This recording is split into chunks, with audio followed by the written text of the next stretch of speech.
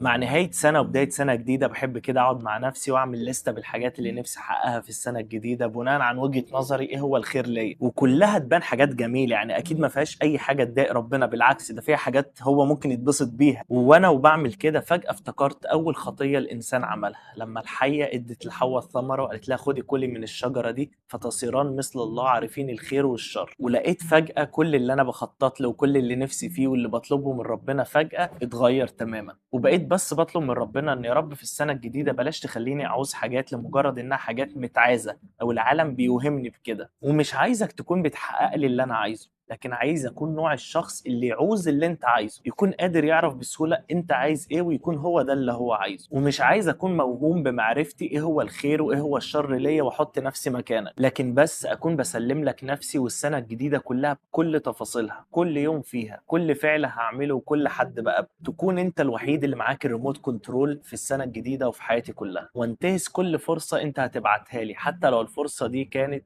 مجرد حد هقابله صدفة واكون بعرفه عليك.